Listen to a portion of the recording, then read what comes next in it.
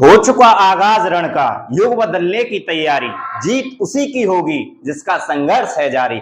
वही सिलेक्शन ले पाएगा जो रोज झंडों को गाड़ता है, जो रोज मेहनत करता है, जो रोज संघर्ष करता है, अपनी तैयारी को रोज एक कदम एक सीढ़ी ऊपर चढ़ाता है, वही आसमान को जीत कर ले जाएगा। दोस्तों, मैं अरविंद कुमार आपके अपने परिवार में स्वागत करता हूं। जैसा कि आप देख रहे हो, उड़ान बैच की श्रृंखला में इतिहास में हम क्या पढ़ रहे हैं? इतिहास में हम पढ़ रहे हैं जैन धर्म। इतिहास में हम क्या पढ़ रहे हैं? जैन धर्म।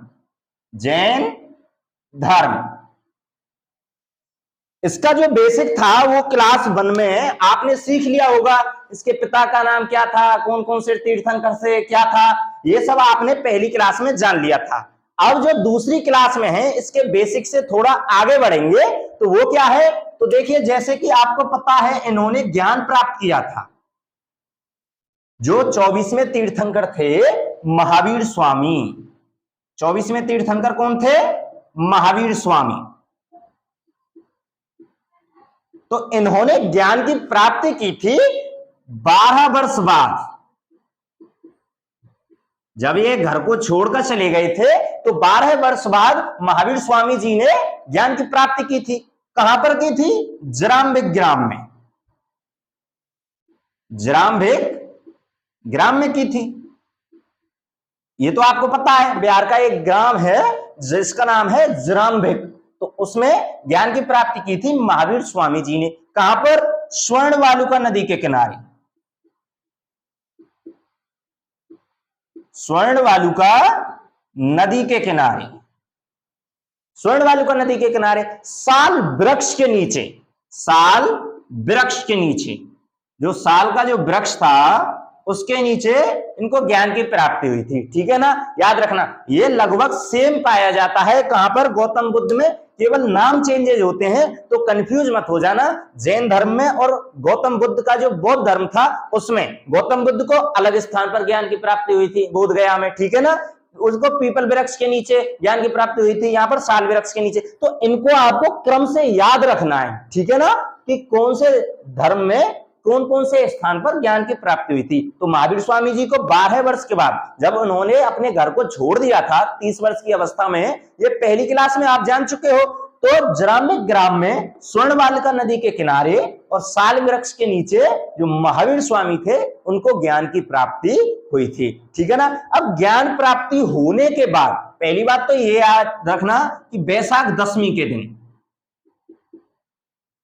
वैशाख दशमी के दिन इनको ज्ञान की प्राप्ति हुई थी। ये कभी कभी प्रश्न बनता है यहां से कि महावीर स्वामी को कब, कौन से दिन ज्ञान की प्राप्ति हुई थी। तो आपको क्या बता देना है कि वैशाख दशमी के दिन महावीर जैन को ज्ञान की प्राप्ति हुई थी। ज्ञान प्राप्त करने के बाद ये क्या कहलाए? जो महावीर जैन थे, ये ज्ञान प्राप्त करने के बाद क्या कहलाए? बताइए। ज्ञान जब इन्होंने प्राप्त किया तो इनको जीन कहा गया। जीन। जीन क्यों कहा गया? ज्ञान की प्राप्ति का मतलब था जो भी व्यक्ति अपने सुख और दुख की जो भी चेष्टाएं हैं उन पर अगर जीत प्राप्त कर ले तो उसको ज्ञान की प्राप्ति होती थी। और जो अपने सुख और दुख पर जीत प्राप्त कर लेता है उसको क्या कहते हैं? जीन। तो जीन का मतलब विजेता। जीन का मतलब क्या है? विजेता। तो ज्ञान प्राप्ति के बाद जैन धर्म के जो महावीर जैन थे वो क्या कहलाए? जीन। और क्या कहलाए? केवलिन। केवलिन। अब केवलिन कौन होता है बताइए? केवलिन किसे कहते हैं? तो ज्ञान प्राप्ति के बाद जिसको मान लीजिए ज्ञान प्राप्त हो गया तो लोग उसे पूजने लगते हैं। पूजने लगते हैं तो केवलिन क्या कहलाए? ये क्या कहलाए? पूज्य। केवलिन का मतलब पूज्य। पूज्य हैं। तो महावीर जैन जो थे वो ज्ञान प्राप्ति के बाद क्या कहलाए? जीन, क्योंकि उन्होंने सुख और दुख पर जीत प्राप्त कर ली थी। केवलिन कहलाए क्योंकि लोग उन्हें ज्ञान प्राप्ति के बाद पूजने लगे थे, उनके उपदेशों को ग्रहण करने लगे थे, सुनने लगे थे। और क्या कहलाए? तो और वो कहलाए निग्रंथ। निग्रंथ का मतलब होता है बंधनहीन। जो सांसारिक जो भी परेशानियां थी, सांसारिक जितनी भी टेंशन थी, स्ट्रेस था, सबसे बंधन मुक्त हो गए। पूरे सांसारिक जितनी भी गतिविधियां थी सबको त्याग कर क्या हो गए थे? बंधन मुक्त। तो क्वेश्चन बनेगा कि ज्ञान प्राप्ति के बाद महावीर जैन को किन किन नामों से जाना गया। तो कौन कौन से? जीन कहा गया था, केवलिन कहा गया था, निग्रंथ कहा गया था। ये आपको आसानी से समझ में आ गया होगा। अब आगे ज्ञान प्राप्ति के बाद इन्होंने क्या क्या कहा, क्या क्या उपदेश दिए, ये अब हम जानेंगे। ये सब आपको पता चल गया होगा कि ज्ञान प्राप्ति कहां पर हुई, कौन सी नदी के किनारे, किस पेड़ के नीचे, ज्ञान प्राप्ति के बाद महावीर जैन क्या क्या कहलाए, ये सब आपको पता चल गया। अब ज्ञान प्राप्ति के बाद इन्होंने क्या कहा था कि सब लोगों को इन्होंने जो तीन जो बात कही थी, लोगों के लिए तीन उपदेश जो दिए थे, उन्होंने कहा था कि जो लोग होते हैं वो क्या होने चाहिए, सम्यक, लोगों को सम्यक ज्ञान होना चाहिए, यानी कि शुद्ध ज्ञान, कंफ्यूजन नहीं रहना चाहिए। आप अभी लगा लो, अगर आपको किसी भी टॉपिक में कंफ्यूजन रहेगा तो क्या आप उसमें 100% अंक प्राप्त कर पाओगे? बिल्कुल नहीं कर पाओगे। तो इन्हों का कहना क्या था, महावीर जैन ने क्या कहा था कि लोगों को क्या होना चाहिए, सम्यक ज्ञान, यानी कि शुद्ध ज्ञान प्राप्त करना चाहिए। और क्या होना चाहिए, सम्यक आचरण, सम्यक आचरण होना चाहिए। सम्यक आचरण का मतलब यानी कि उसका जो कैरेक्टर है, जो उसका आचरण है, वह शुद्ध होना चाहिए, वो किसी भी तरीके से अपवित्र नहीं होना चाहिए। और एक था सम्यक दर्शन, सम्यक दर्शन। तो क्या क्या कहा, सम्यक ज्ञान होना चाहिए, सम्यक आचरण और सम्यक दर्शन। यह आपको समझ में आ गया। इनसे पूछता है कि उन्होंने क्या क्या कहा था, सम्यक ज्ञान की बात कही थी, सम्यक आचरण की बात कही थी, सम्यक दर्शन की बात कही थी। तो ये आपको अब समझ में आ गया होगा। इसको याद करने की ट्रिक है KFC,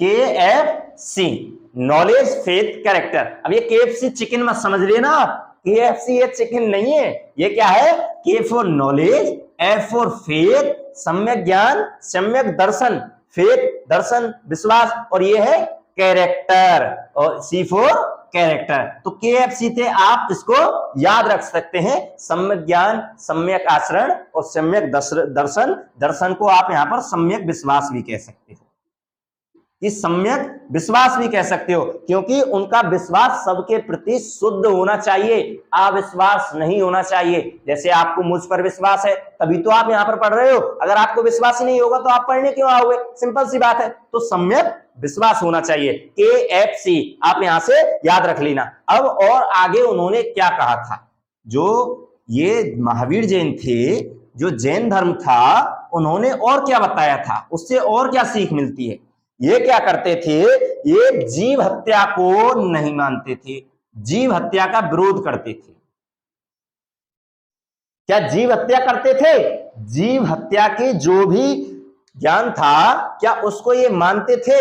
नहीं, जीव हत्या के कंसेप्ट को जैन धर्म नहीं मानता था, इसलिए इन्होंने कृषि नहीं की। क्योंकि कृषि में ये क्या मानते थे कि जमीन की हत्या की जा रही है, अगर जमीन को हम जोतेंगे तो जमीन को ठेस नुकसान पहुंचाया जा रहा है, इसलिए इन्होंने जीव हत्या के ज्ञान को नकार दिया, जीव हत्या का जो भी कंसेप्ट था उसको नकार दिया और कृषि करना बंद कर दिया।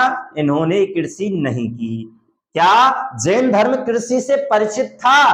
तो आपका उत्तर होगा नहीं। क्या जैन धर्म जीव हत्या से परिचित था? तो आपका उत्तर होगा नहीं, क्योंकि जीव हत्या को नकार दिया था, इसलिए वह कृषि नहीं करते थे। यह आपको समझ में आ गया होगा। अब क्या है, इन्होंने क्या कहा था कि हमारी जो आत्मा है उसको हमको आसानी से, ऐसे नहीं कि जो उसकी मांग हो, हमारा मन कर रहा है मान लीजिए गोलगप्पे खाने का, तो फिर चलो आत्मा का मन कर रहा है गोलगप्पे खाने का, चलो तो गोलगप्पे खिला दिए। आपको ठंड लग रही है, रजाई ओढ़ ली, आपको ताप लग रही है, आप छाव में आ गए, आपको गर्मी लग रही है, आपने ठंडा पानी पी लिया। मतलब आत्मा को आराम नहीं देना। इन्होंने क्या कहा था, इन्होंने कहा था कि हमको आत्मा को आराम नहीं देना चाहिए।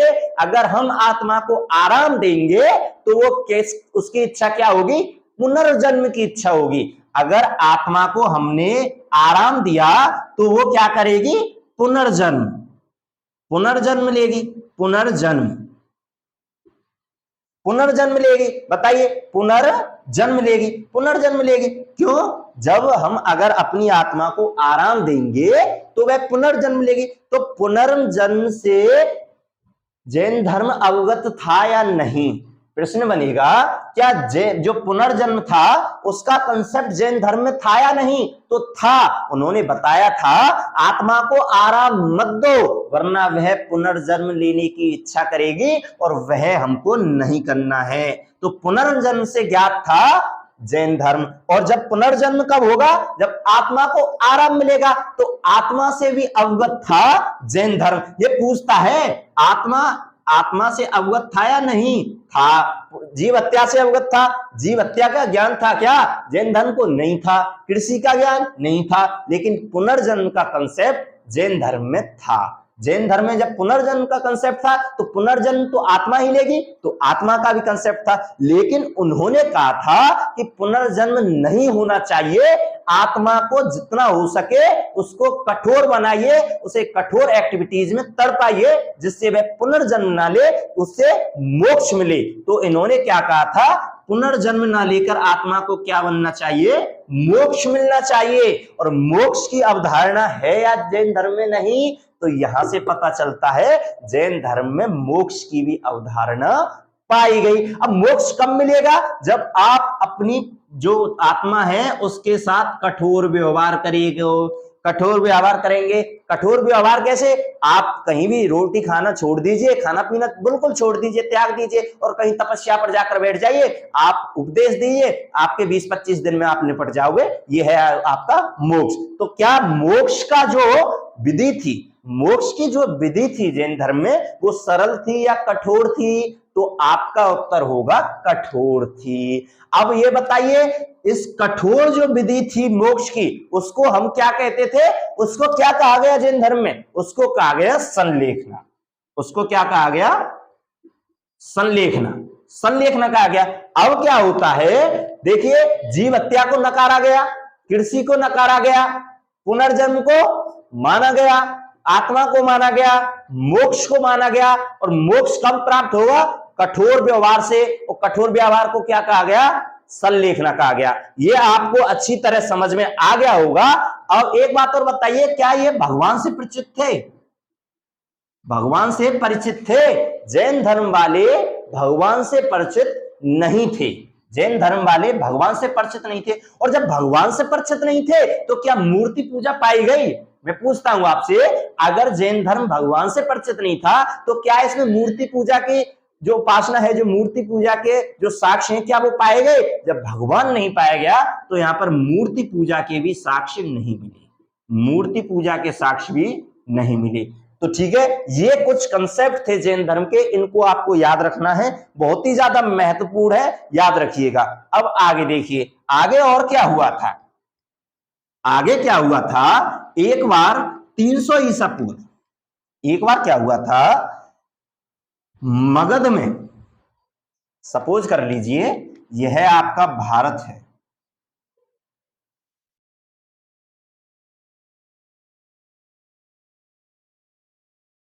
यह आपका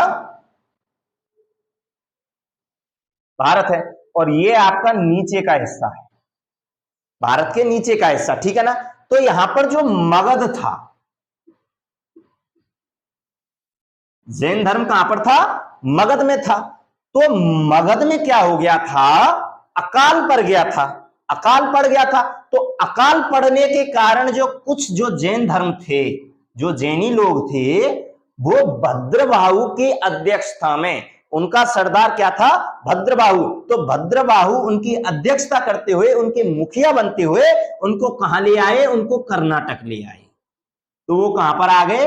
कर्नाटक आ गए। लेकिन कुछ जैनीज कहां पर रुक गए?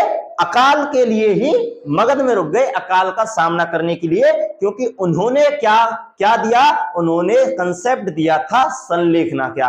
क्योंकि हमारी आत्मा को कठोर से कठोर परिस्थिति सहन करनी चाहिए, इसलिए जो जैनीज थे कुछ मगध में रुक गए। लेकिन उस अकाल से बचने के लिए कुछ जैनीज कर्नाटक पहुंच गए। किसकी अध्यक्षता में? भद्रबाहु की अध्यक्षता में।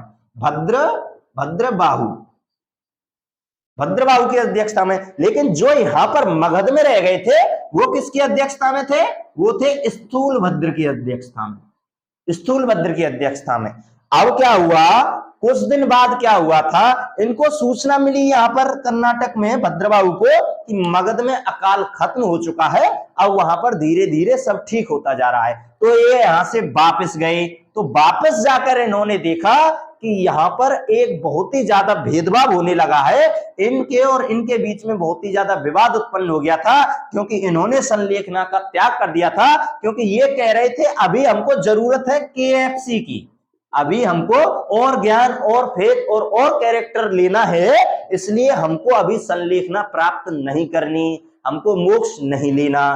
तो क्या हुआ, ये क्या हुए, कर्नाटक चले गए। कर्नाटक से ये जब वापस आए मगध में तो दोनों के बीच विवाद हो गया, और विवाद होने के कारण इनमें बहुत ही ज्यादा भेदभाव हुआ, और ये क्या कहलाए फिर, ये कहलाए यहां पर दिगंबर, दिगंबर कहलाए। अब दिगंबर कहलाए, दिगंबर कहलाने के कारण ये क्यों कहलाए दिगंबर, क्योंकि यह नग्न रहते थे, नग्न रहते थे। और यहां पर स्थूलभद्र क्या कहलाए, श्वेतांबर, क्योंकि ये श्वेत वस्त्र पहनते थे, श्वेत वस्त्र पहनते थे। तो ये कुछ इंपोर्टेंट बात थी जैन धर्म की जो आपको याद रखनी है आपकी परीक्षा से संबंधित, ठीक है ना। दिगंबर कौन थे, जो नग्न रहते थे। श्वेतांबर कौन थे, जो श्वेत वस्त्र धारण करते थे। श्वेतांबरों का अध्यक्ष कौन था, स्थूलभद्र। और यहां पर दिगंबर का अध्यक्ष कौन था, भद्रबाहु। और भद्रबाहु कौन थे, भद्रबाहु कौन थे, दिगंबरों के जो नग्न रहते थे उनके अध्यक्ष थे। अब आपको समझ में आ गया होगा श्वेतांबर किसे कहते थे, जो स्थूलभद्र के शिष्य थे, और दिगंबर किसे कहते थे, जो भद्रबाहु के शिष्य थे। अब आगे देखेंगे आगे और क्या हुआ था जैन धर्म में। अब यहां तक आपका लगभग 80%, लगभग 80% आपका जैन धर्म खत्म हो चुका है। अब देखिए अब आगे क्या हुआ था, आगे क्या हुआ था, जब जैन धर्म चलता गया तो एक जैन संघ बना। जैन संघ बना, क्योंकि जैन क्या था, जैसे अब मान लीजिए यहां पर शिक्षा दी जा रही है, तो अब क्या है, धीरे धीरे इसका विकास होगा, अलग अलग ब्रांच खुलेंगी। तो उसी प्रकार जैन धर्म की अलग अलग ब्रांच खुलने लगी और एक महान संघ की स्थापना हुई। तो आगे होगा अब यहां पर समझ। तो यहां पर जो जैन संघ के जो अध्यक्ष थे, भाई किसी ना किसी संघ का एक अध्यक्ष होता है, तो जैन संघ के अध्यक्ष कौन थे, वो थे इंद्रभूति। कौन थे, इंद्रभूति। और जो इसके अगले अध्यक्ष थे, इंद्रभूति के बाद अगले अध्यक्ष कौन थे, महावीर स्वामी जी की जो मृत्यु हो गई थी वो इंद्रभूति के समय हुई थी, 468 ईसा पूर्व हुई थी। कहां पर, पावापुरी में। यह आपको पहली क्लास में बता दिया गया है। जो अध्यक्ष थे इंद्रभूति की अध्यक्षता में हुई थी, उस समय अध्यक्ष कौन थे, इंद्रभूति। जो अगले अध्यक्ष थे, जिन्होंने जो महावीर जैन थे उनकी मृत्यु के बाद उपदेश देने की जो बागडोर संभाली थी, तो वो कौन थे, सुधर्मन, सुधर्मन, सुधर्मन, ठीक है ना। तो जैन धर्म के अध्यक्ष अगले कौन थे, जो महावीर स्वामी के मरने के बाद, उनकी मृत्यु के बाद जिन्होंने उपदेश देने की बागडोर संभाली थी, वो थे आपके सुधर्मन। और ये तो हो गया आपके जेंट्स के लिए, पुरुषों के लिए। एक महिलाओं के लिए और था, बुक्शिणी संघ, जैन बुक्शिणी संघ। इसकी अध्यक्षता कौन कर रही थी बताइए, इसकी अध्यक्षता कर रही थी चंदना। कौन, चंदना। याद रखना, यहां से सीधे सीधे प्रश्न बनता है, जैन बुक्शिणी संघ की अध्यक्षता कौन करती थी, तो वो करती थी चंदना। इस जो बुक्शिणी संघ था, इससे जुड़ने वाली पहली महिला थी चंपा। कौन थी, चंपा। तो ये था आपके जो भी जैन संघ था उसके बारे में, जिसने महावीर जैन की मृत्यु के बाद उपदेश देने की बागडोर संभाली थी, जिसके अध्यक्ष बनकर, जिसके सदस्य बनकर महावीर जैन पहले उपदेश दिया करते थे। तो ये आपको उम्मीद है बहुत ही अच्छी तरीके से समझ आ गया होगा। अब जब मृत्यु हो गई महावीर जैन की, तो शिक्षा को बढ़ावा देने के लिए, जो जैन धर्म के जो उपदेश थे उनको विकसित करने के लिए क्या हुई थी, 2 जैन संगतियां हुई थी, जैन संगतियां हुई।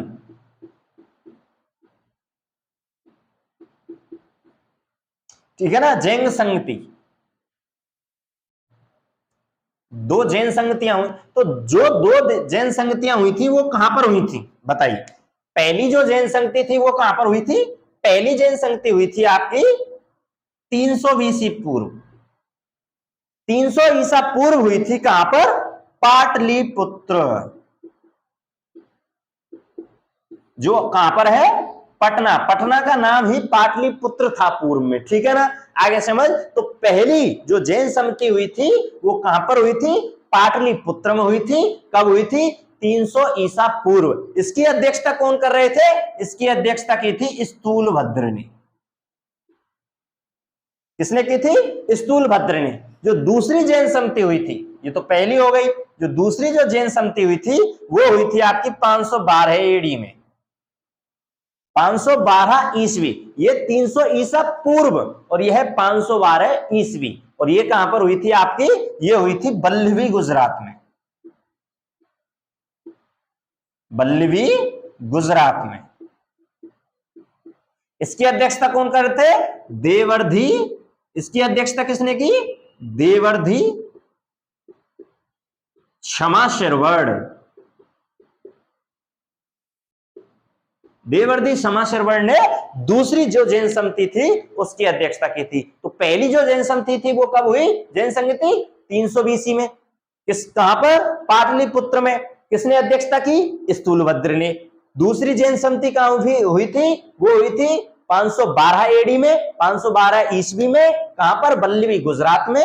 और किसने अध्यक्षता की थी, देवर्धि क्षमाशीर्वर्ण। तो ये था आपका जैन धर्म, जो आपको बहुत ही अच्छे से समझ में आ गया होगा। और आज आपका ये जैन धर्म खत्म हो चुका है। कल से अगली क्लास में हम बौद्ध धर्म की ओर बढ़ेंगे, बौद्ध धर्म को समझेंगे। जैन धर्म से प्रश्न बनते हैं दोस्तों, इसको अच्छी तरह समझ लीजिएगा, पूरे कंसेप्ट को क्लियर करके जाइएगा, जिससे एक भी नंबर कट नहीं पाए। चलो मिलते हैं बौद्ध धर्म की अगली क्लास में। जय हिंद, जय भारत।